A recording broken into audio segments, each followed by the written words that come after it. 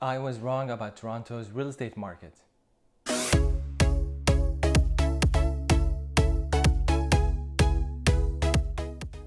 Hi there, I'm Nawar Naji, a real estate broker with Chestnut Park Real Estate in the city of Toronto. I thought with the COVID-19 pandemic that as sellers come back to list their homes, buyers would be sitting on the sidelines looking for opportunities, get a feel for the market and see how things are going to play out, maybe look for some deals.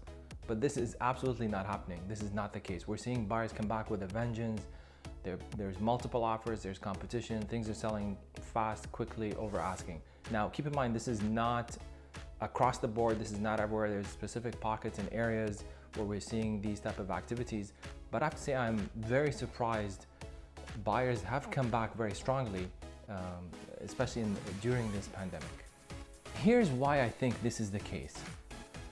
Unfortunately, most of the layoffs that have happened over the last 3 months have been in the retail sector, the bars and restaurants areas, as well as the travel industry. So airlines, cruises, hotels, those industries.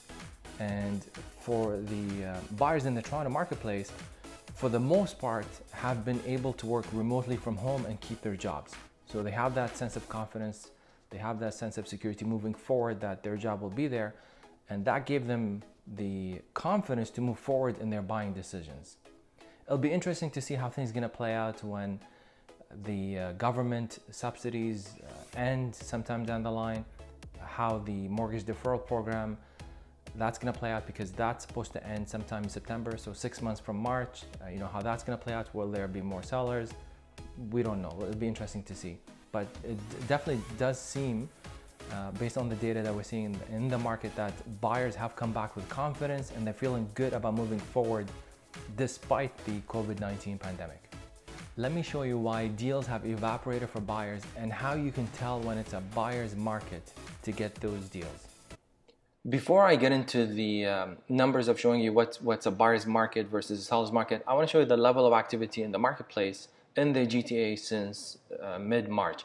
So if we look here, this information provided by Broker Bay, which is the back-end system for brokerages to book appointments, register offers, and they represent approximately half of the brokerages in the greater Toronto area. So if we look here, I'm going to show you the first, between March 10th and 17th, this is where things were active and all the state of emergency and economic shutdown was announced towards the end of that week. You can see the number of appointments was between 7 and 8,000, 8,300, and then things really dropped off. This is where the economy pretty much come to a complete halt. So keep this in mind. So back then, the second week of March, the first week of March, it was around that 7,500, 8,000 appointments, where this is actual buyers going to houses or condos to look at them. This is not virtual. This is in-person showings for properties. And then things dropped off. And as you can see here, since the third week of March and up till now, you can see that the number of appointments has been gradually increasing almost to the level it was prior to the second week of March. And this is, I'll jump over to the screen here to show you. You can see at the end of June, what is this, 9th, 10th, so last week, the number of appointments was up to 11,364. So we're pretty much back to that level of pre-COVID, if you want to call it. Now, this is a leading indicator, because as more people go to houses and condos and semi-detached properties to look at them as potential buyers, the more that will turn into offers and sales. So if I switch the data to offers, again, you can see how it dropped off the second week of March. This is when the economy come to a complete halt. And then gradually it's been trending up and up and up as we get into the second week of June. I believe this trend will continue for the next little while. And again, the leading indicator is the number of appointments, which is showings. That will turn into offers and sales down the line. Let's get into the data. Let me explain to you the buyer's market versus seller's market. So this is, I track this data. Let me just move this out of the way here. So I track the detached in the 416. So this is all of Toronto. The semi-detached, all of Toronto. and then the condo central. So central is DVP, Dufferin, Lake to Steeles. And let me show you the, actually before we get into the numbers. So a seller's market is when the month's inventory is below 4. So 0 to 4 is a seller's market. 4 to 6 months inventory is a balanced market. And 6+ months is a buyer's market. So this is where buyers can push down the prices, can negotiate. There's basically more supply than demand. Now, if you look at the detached in the 416, since January 2018, it has never crossed the 4 months inventory. You can see it as the inventory has gone up. So if you look at here in January 2020, you can see the month's inventory dropped, the average price went up. And then as inventory increases, the prices come down. So the buyer's opportunity was actually April. So if you were a buyer looking for a detached house, April was the month to buy. Because if you look at May, you can see how big of a jump in the average price of detached houses in the 416. It went up from 1.25, let's look at the exact number here. Went up from 1.25 up to 1.422. So that's quite a bit of jump. And again, you can see that the month's inventory has dropped, and that obviously results in a higher price moving forward. Let's look at the semi-detached. This is a very competitive segment, and the reason is it's that missing middle, if you want to call it, because homeowners coming out of the condo market want to move to detached. Semi-detached is the affordable option in the 416.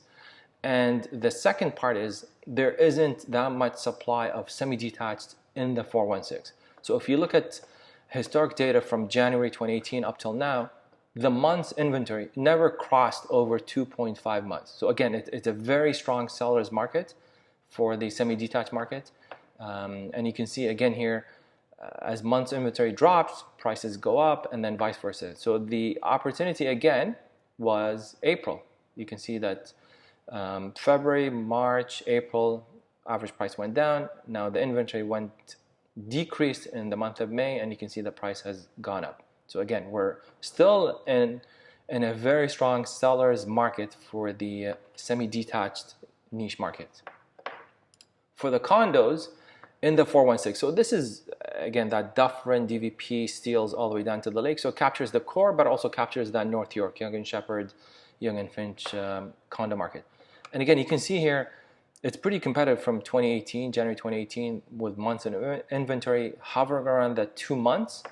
And then until, what is this, March? Yeah, March of this year, 2020, the months inventory jumped over 2 months. So actually went almost to 4. And again, April was a good month to buy if you were looking for deals. And you can see inventory level has dropped in May, and you can see the jump in price. So again, this is the indicator that I track. Now, I also look at specific pockets depending on where my clients are looking for. Whether you're buyer or seller, we look at that specific pocket to see if it's a seller's market, it's a buyer's market, what's happening. Are they selling over asking? Do you under list and do offers? Do you do market price and negotiate from there?